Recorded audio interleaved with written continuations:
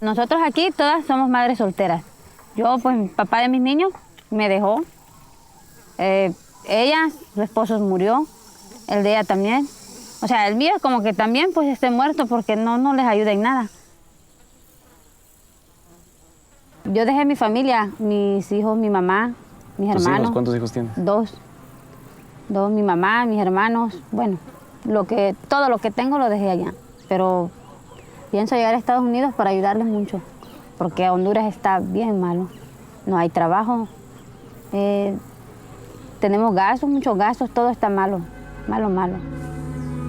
¿Qué es lo que más miedo les da ¿Miedo? de este viaje? Que nos secuestren porque... Que nos vayan a secuestrar. Que nos secuestren. Porque no tenemos cómo pagar un rescate. Sí. Porque sí piden mucho dinero. Y no tenemos para pagarnos.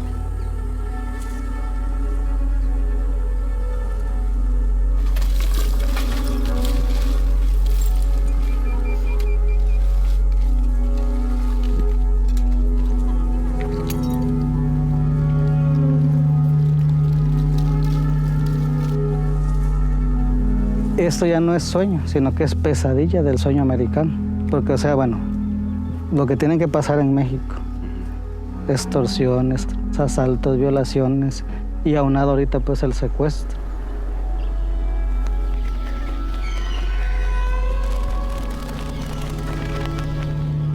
Se calcula que 6 de cada 10 mujeres son abusadas sexualmente en su viaje a los Estados Unidos. Dalila, de El Salvador, tiene tan solo 17 años. Nos asaltaron los ladrones, le pegaron a mi tío, lo robaron todo, a unos muchachos que venían, los compañeros, les quitaron los pantalones, ropa, la camisa, zapatos, todo les quitaron. Y luego a mí me violaron y un montón de cosas hicieron ellos. Aquí era el lugar donde los asaltantes ya se escondían atrás de los vagones, y ya como el migrante pasa por este lado o venía por las vías, ya le salían y ya sea que los metían atrás de los vagones o si no se los llevaban hacia el fondo. Mi hijo siempre decía cuando su papá que él quería una moto, pero una motito así, de esas. Yo le decía, mire mi amor, cuando yo llegue a Estados Unidos se la voy a comprar. Y bueno, mi primer sueldo que haga, bueno, no voy a comprar la moto de él, sino que yo tengo una promesa y la voy a hacer. En este libro se lleva un registro de las mujeres que han pasado por los albergues de migrantes. También se registran los abusos que les han cometido en su camino. Mariela es una psicóloga voluntaria que trabaja con estas mujeres. Es muy difícil ese trabajo, realmente no pasa día que sienta ese dolor y ese malestar. Una jovencita de 17 años, hondureña, que viene con su pareja, está embarazada de 2 meses, y en el basurero se encuentra con 4 individuos. A los hombres los despojan de sus pertenencias, de su ropa, y obviamente a la chica también. La violan 3 hombres frente a su pareja, frente a sus compañeros. Las mujeres que salen de sus países se inyectan una solución anticonceptiva, digamos. Ayer precisamente una niña de 14 años me preguntaba si aquí pueden darle esa inyección. Ya vienen predispuestas a que las pueden violar, entonces se inyectan, y en caso de que sean abusadas sexualmente, pues al menos saben que no van a quedar embarazadas, ¿no?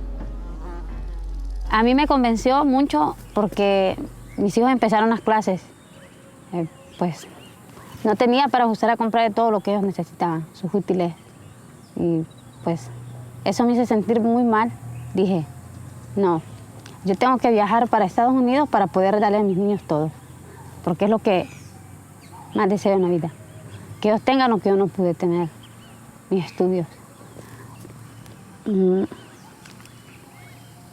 Entonces,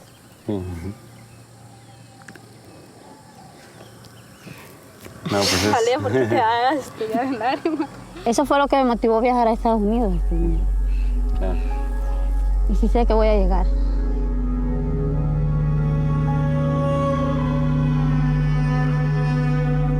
Para nosotros fue muy sorprendente por primera vez escuchar cuál era la respuesta a la pregunta de qué es lo más terrible que pasa en México. Dicen el secuestro.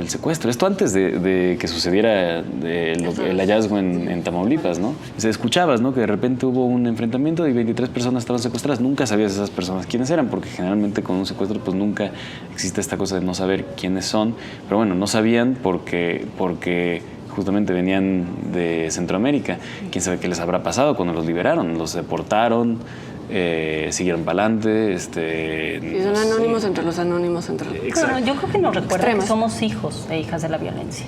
Cuando eres producto de la violencia, ¿qué es lo que le está pasando a México? Nos gusta decir que somos un país afectivo, amoroso, alegre, tal, y lo somos, ¿no? Pero también somos profundamente esquizofrénicos.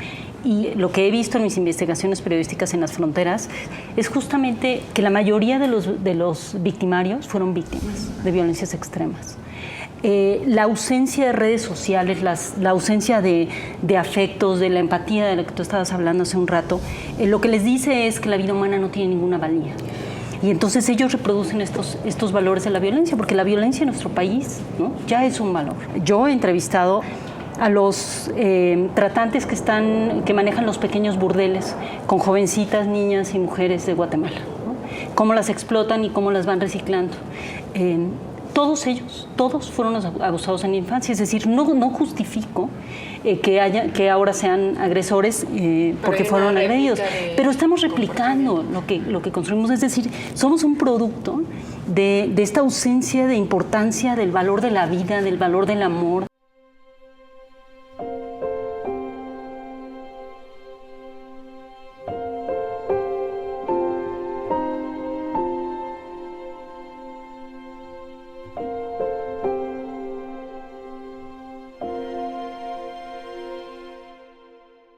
Cada vez tenemos menos herramientas emocionales para comprender el dolor de los otros y las otras, ¿no? Y eso es lo peor que nos puede pasar. O sea, más allá de la injusticia, de la incapacidad del sistema de justicia penal en México, que tiene que reestructurarse, la empatía y la transformación del país en este tema tiene muchísimo que ver con entender que los otros somos nosotros. Es decir, que eso, exactamente por lo que empezó la conversación, quienes vienen del sur, ¿no?, una vez que pisan nuestra tierra se convierten en nosotros también, porque nosotros vamos al norte otra vez, ¿no? Nos regresa como a dos temas fundamentales. Uno es de las políticas públicas, evidentemente, de la perversidad no solamente del gobierno norteamericano, sino de todos los gobiernos del mundo, en su doble discurso sobre la migración, ¿no? Es decir, cuando hay posibilidades de explotar laboralmente y lograr que abdiquen a sus derechos seres humanos de otros países, es decir, los otros son explotables, los otros son esclavizables, porque nuestra dinámica económica nos lo permite, los voy a traer, los voy a explotar y los voy a desechar nuevamente. Bueno, lo que están generando con estas dinámicas de traer a la gente a las pizcas, porque los aceptan legal e ilegalmente, ¿no?, a las maquiladoras, etcétera, es generar esta esperanza. Y parece que es una paradoja, pero así es. O sea, la gente sigue sonriendo, ¿no? Y las chavas ya saben que se tienen que inyectar para no quedarse embarazadas. Hay mujeres que yo he entrevistado y seguramente tú te las encontraste que traen condones, jovencitas, adolescentes, y que cada vez que las van a violar dicen es que a lo mejor tengo SIDA.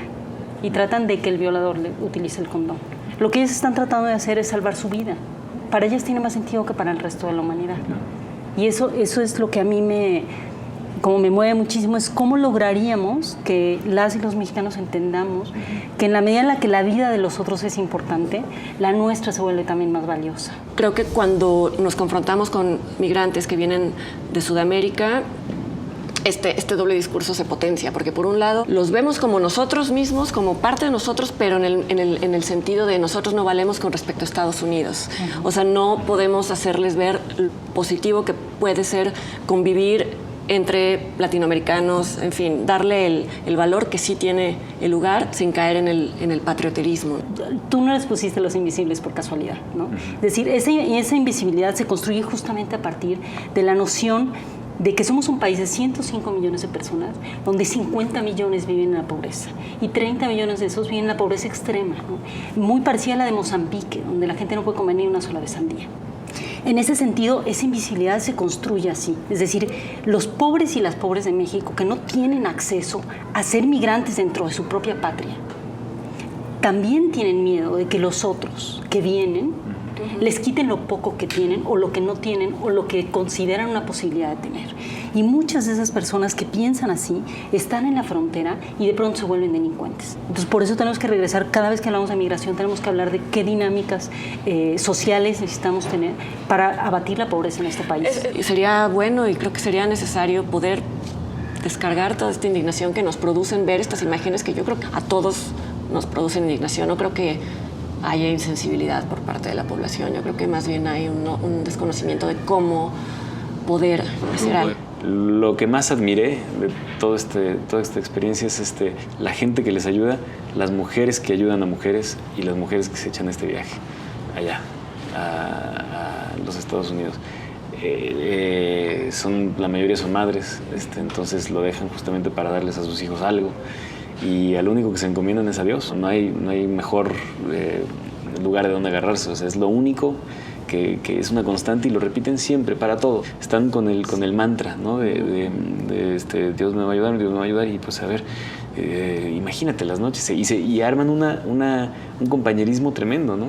Este es un tema también muy delicado. El asunto de la prostitución siempre se está debatiendo en tanto es algo que se ejerce voluntariamente o no, y hay esta línea en donde en qué momento es una salida mejor para una mujer, que, en fin, ¿no? Pero también ahí como sociedad estamos dejando de lado esa discusión. Fíjate que se está normalizando, justo lo que acabas de sacar, yo creo que es importante, entrevistando, a lo mejor también ustedes encontraron a especialistas, los que trabajan con las y los migrantes, pero entrevistando a algunos defensores de derechos humanos en la frontera sur de México, lo que encontré es estos argumentos que además me parecieron muy peligrosos, que es una alarma roja constante, en la que uno de estos jóvenes voluntarios, ¿no?, de los defensores de derechos humanos me decía en Tapachula, bueno, lo que pasa es que mira, hay mujeres que ya se ponen de acuerdo con su esposo desde Guatemala o desde Honduras y deciden que ella va a tomar anticonceptivos y que si ya, en vez de que la violen, pues por lo menos mejor que se prostituya 2 o 3 semanas, les da dinero y entonces ya pueden cruzar, etc. Entonces yo lo veía argumentando esto con una cara de, bueno, pues eso es, ¿no? Totalmente racionalizado, exactamente, ¿no? Lo racionalizó y dijo, bueno, pues es útil para ellos, está bien, ellos deciden, tal. Entonces me toca la posibilidad de entrevistar a esta jovencita de la que él hablaba. Entonces no era una mujer, tal.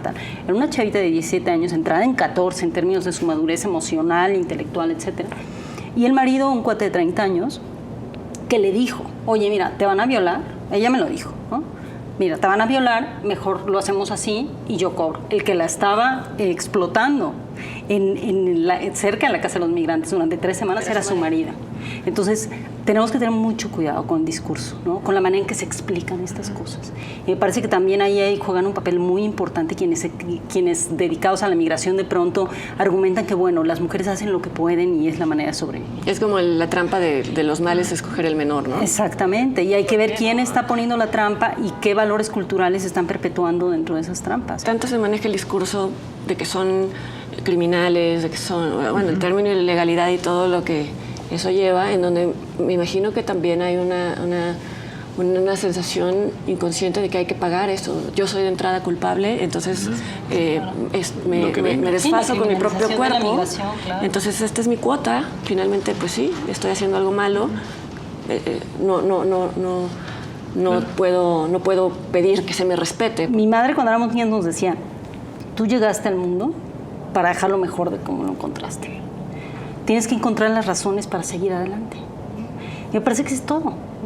O sea, cómo encontramos nuestras razones personales para seguir adelante y para que el mundo importe y para mirarnos a los ojos y saber que cuando miras a los ojos de otra persona te reconoces en ella, pero también la reconoces como diferente, ¿no? Y es como encontrarle sentido a la vida, no necesariamente a través del sufrimiento, por supuesto, ¿no?, aunque muchos lo descubren así. Pero yo no me encuentro en ningún lugar más apasionada por la transformación como en mi país. O O sea, me fascina viajar y estoy en esos países y comparto muchísimo y aprendo y hay veces que digo, wow, qué bien se vive en Suecia y me invitan a quedarme a vivir allá y me dan una beca y digo, caray, puedo caminar tranquilita por los parques sin miedo a que me metan un balazo, que me siga un malo, o Noruega, tal, no sé, España. Y de pronto digo, no, y esto es un país delicioso, es sabrosísimo, ¿no? Está lleno de posibilidades y yo creo que todo el tiempo estamos viendo la esperanza como de estas florecitas que crecen en medio de la banqueta y la revientan de pronto, aunque parezca imposible que la reventaran. Y bueno, ya que aquí nos tocó vivir. Bueno, pues ya que está... Claro. Tenemos que decir esa frase. ¿Verdad? Pues yo creo que hay algo que podemos... Bueno, nos tocó nacer y elegimos vivir aquí, ¿no? Por lo menos nosotros en este contexto de Sí, exacto. Por la razón que sea. Sí, porque sí es un contexto privilegiadísimo, o sea, de poder ir, ver, salir y ver, comparar y decidir, regresar. ¿Qué te hace quedar y seguir trabajando y seguir luchando? Justamente la noción de saber que tú tienes la posibilidad de ser ciudadano o ciudadano del mundo. Y es lo que queremos para las y los demás. Es todo lo que queremos, ¿no? Que puedan compartir esa noción, ¿no? A la que tienen derecho, ¿no? Es como la libertad. Cuando la tienes y la reconoces y la ejerces, sabes lo maravillosa que es y entonces quieres que todos y todas la tengan, ¿no? Y eso es todo, ¿no? Compartir el Mexican Dream, el sueño mexicano con Latinoamérica, ¿no? Desde una perspectiva distinta. Y yo sí creo que se puede hacer, ¿no? Yo creo que tenemos que revertir el orden y subvertir el orden.